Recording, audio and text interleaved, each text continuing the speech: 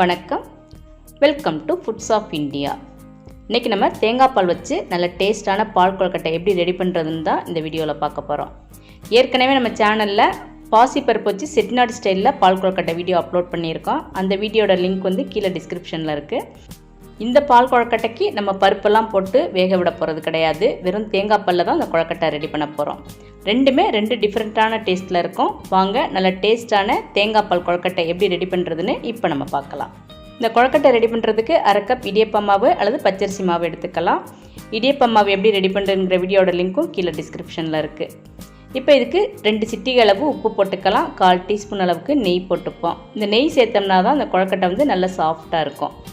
இப்போ இந்த நெய்யையும் உப்பையும் சேர்த்து இந்த மாவை நல்லா இந்த மாதிரி மிக்ஸ் பண்ணி எடுத்துக்கலாம். இப்போ கொழுக்கட்டை ரெடி பண்ணுறதுக்கு நம்ம வந்து மாவை பிசைஞ்சு எடுத்துக்கணும். அதுக்கு வந்து நல்லா கொதிக்க வச்சு தண்ணி எடுத்துக்கணும்.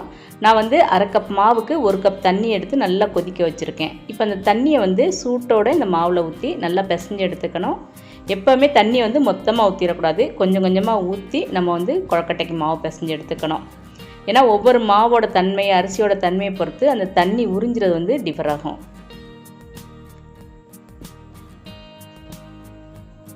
நல்லா கொதிக்க வச்ச தண்ணி ஊற்றுறதுனால அந்த மாவு வந்து ரொம்ப சூடாக இருக்கும். அதனால் நம்ம உடனே கை போட்டு பிசைஞ்சிடக்கூடாது. ஒரு 5 நிமிஷத்துக்கு அப்புறம் நம்ம நல்லா மாவு வந்து கை போட்டு பிசைஞ்சு எடுத்துக்கலாம். இப்போ நம்ம எடுத்து வச்ச தண்ணி ஓரளவுக்கு இதுக்கு கரெக்டாக இருக்குது. இப்போ நம்ம மாவு வந்து கையினால் நல்லா பிசைஞ்சு உருட்டி எடுத்துக்கலாம்.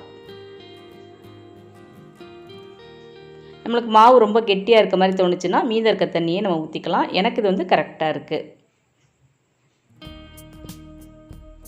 இப்போ மாவை நல்லா இந்த மாதிரி உருட்டிட்டு கையில் தொட்டு பார்த்தோம்னா கையில் வந்து அந்த மாவு ஒட்டக்கூடாது. அதான் அந்த கொழுக்கட்டைக்கான கரெக்டான பதம். இப்போ கொழுக்கட்டையை உருட்டி எடுக்கிறதுக்கு வந்து இந்த மாவு ரெடியாக இருக்குது. நம்ம வந்து கொஞ்சமாக மாவு எடுத்து சின்ன சின்ன உருண்டைகளாக இந்த மாதிரி உருட்டி எடுத்துக்கலாம். அப்படி இல்லைன்னா இந்த மாதிரி நீளமாக கூட நம்ம தேய்ச்சி எடுத்துக்கலாம். ஷேப் வந்து நம்மளோட டேஸ்ட்டை பொறுத்தது. ஆனால் சைஸ் வந்து ரொம்ப பெருசாக இருக்கக்கூடாது. இந்த மாதிரி சின்ன சைஸாக நம்ம உருட்டி எடுத்துக்கணும். இப்போ எடுத்து வச்சுருக்க மாவு எல்லாத்தையும் நம்ம மொத்தமாக உருட்டி எடுத்து வச்சிடலாம். தேங்காய் பால் கொழுக்கட்டைங்கிறனால தேங்காய் பால் ரெடி பண்ணி வச்சுக்கணும். நான் வந்து அரை கப் மாவுக்கு 1 மூடி தேங்காய் எடுத்திருக்கேன். தேங்காயை பல்ஸில் போட்டு நல்லா இந்த மாதிரி பொடியானதுக்கப்புறம் கொஞ்சமாக தண்ணி சேர்த்து தேங்காய் பால் எடுத்துக்கலாம். இது வந்து கெட்டியான தேங்காய் பால் தனியாக எடுத்து வச்சிடணும். அடுத்து அதே தேங்காயில் நம்ம இன்னும் கொஞ்சம் தண்ணி சேர்த்து 2வது தேங்காய் பால் எடுத்து வச்சுக்கணும். இது வந்து பாலோட கொஞ்சம் தண்ணியாக இருக்கும். இப்போ அந்த தேங்காய் துருவலில் நம்ம இன்னும் கொஞ்சம் தண்ணி சேர்த்து 3வது தேங்காய் பால் எடுத்துக்கலாம். இது வந்து ரொம்ப தண்ணியாக இருக்கும். இது வந்து இந்த கொழுக்கட்டையை வேக விட்றதுக்காக நம்ம எடுத்துக்கிறது தான். இது ஆப்ஷனல் தான். அப்படி இல்லை அப்படின்னா நீங்கள் 2வது தேங்காய் பாலோட நிறுத்திட்டு வெறும் தண்ணியில் கூட முதல்ல கொழுக்கட்டையை வேக வச்சுக்கலாம். இப்போ கொழுக்கட்டைக்கு தேவையான வெள்ளை கரைசலை நம்ம ரெடி பண்ணிடலாம். அரை கப் மாவுக்கு வந்து அரை கப் பொடிச்ச வெல்லம் எடுத்துக்கலாம். இது கூட ஒரு 1/4 கப் அளவுக்கு தண்ணி சேர்த்து இது நல்லா கொதிக்க விட்டு வடிகட்டி எடுத்து வச்சுக்கணும். இதுக்கு பாகு பதம்லாம் தேவை கிடையாது. இப்போ நல்லா கொதிச்சிருச்சு. இப்போ நம்ம அடுப்பை ஆஃப் பண்ணிவிட்டு இது நல்லா வடிகட்டி நல்லா ஆற வச்சு எடுத்துக்கணும். அதான் ரொம்ப முக்கியமானது. இப்போ இது நல்லா ஆறட்டும். இப்போ நம்ம வந்து கொழுக்கட்டையை வேக விட்டுறலாம். முதல்ல ஒரு அடிகனமான பாத்திரத்தில் 3வது தேங்காய் பால் எடுத்துகிட்டு அது கூடவே இன்னும் கொஞ்சம் தண்ணி சேர்த்துக்கலாம். இப்போ இந்த தேங்காய் பாலும் இந்த தண்ணியும் சேர்ந்து நல்லா கொதிச்சு வரும்போது நம்ம உருட்டி எடுத்து வச்சுருக்க இந்த கொழுக்கட்டையை கொஞ்சம் கொஞ்சமாக போட்டுக்கணும். மொத்தமாக போட்டுறக்கூடாது. அடுப்பை வந்து நம்ம இந்த மாதிரி போடும்போது மீடியம் ஃப்ளேமில் வச்சுக்கணும். இப்போ போட்ட உடனேயே நம்ம கரண்டி வச்சு கிளறக்கூடாது. முதல்ல இந்த மாதிரி கொஞ்சமாக கொதி வரும். இப்படி கொதி வரும்போது தான் நம்ம வந்து கரண்டியை வச்சு கிளறி விடணும். இப்போ முதல்ல போட்ட கொழுக்கட்டை வந்து பாதி அளவுக்கு வெந்துருச்சு. இப்போ நம்ம மீதம் இருக்க கொழுக்கட்டையும் இதில் சேர்த்துக்கலாம். அந்த கொழுக்கட்டையும் போட்டதுக்கப்புறம் உடனே நம்ம கரண்டி வச்சு கிளறக்கூடாது. அது போட்டு நல்ல கொதி வரும். அந்த டைம் தான் நம்ம கரண்டி வச்சு கிளறி விடணும். பாருங்கள், முதல்ல கொழுக்கட்டை போட்ட உடனே அது வந்து கொதிக்காமல் அப்படியே இருக்கும். கொஞ்சம் நேரம் சென்று அப்படியே கொதிக்க ஆரம்பிக்கும். அப்போ தான் நம்ம இந்த மாதிரி கரண்டி வச்சுட்டு கிளறி விடணும்.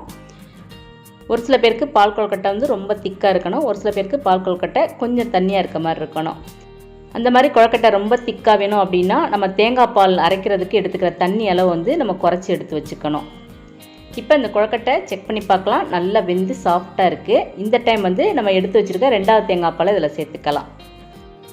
2வது தேங்காய் பால் சேர்த்த உடனேயே நம்ம அடுப்பை வந்து சிம்மில் வச்சுக்கலாம். இப்போ கரண்டினால் இதை நல்லா மிக்ஸ் பண்ணி விட்டு நம்ம எடுத்து வச்சுருக்க வெள்ளை கரைசலை ஊற்றிக்கணும். அந்த டைம் வந்து இது கொதிக்கக்கூடாது. இப்போ இந்த வெள்ளை கரைசல் நல்லா சூடு ஆறுனதுக்கப்புறம் தான் இதில் விடணும். சூட்டோடு விட்டுட்டோம்னா அது திரஞ்சு போயிடும். இப்போ நான் வந்து ஒரு சிட்டிகை உப்பும் 1/2 டீஸ்பூன் வந்து சுக்கு ஏலக்காய் பொடியும் சேர்த்துக்கிறேன். இனிப்புக்கு வெல்லத்துக்கு பதிலாக நம்ம சீனி கூட சேர்த்துக்கலாம். அது நம்மளோட டேஸ்ட்டு தான். ஜீனி அப்படின்னா அரை கப் அளவுக்கு நம்ம ஜீனி எடுத்து இதில் மிக்ஸ் பண்ணி நல்லா கொதிக்க விட்டுக்கலாம். அதுக்கு வந்து நம்ம சுக்கு ஏலக்காய் போட வேண்டாம், வெறும் ஏலக்காய் பொடி மட்டும் போட்டால் போதும்.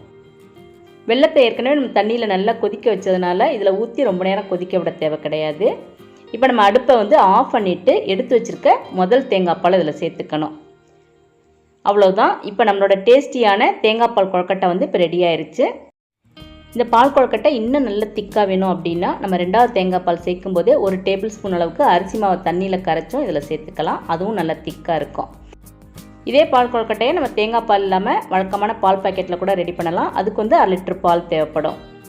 இப்போ நம்மளோட டேஸ்டியான தேங்காய் பால் கொழுக்கட்டை நல்லா சூடாக ரெடியாக இருக்குது. நீங்களும் இந்த பால் கொழுக்கட்டை வந்து ட்ரை பண்ணி பாருங்கள். இந்த வீடியோ உங்களுக்கு பிடிச்சிருந்ததுன்னா லைக் பண்ணுங்கள், ஷேர் பண்ணுங்கள், மறக்காமல் ஃபுட்ஸ் ஆஃப் இந்தியா சேனலை சப்ஸ்கிரைப் பண்ணுங்கள். Thanks for watching.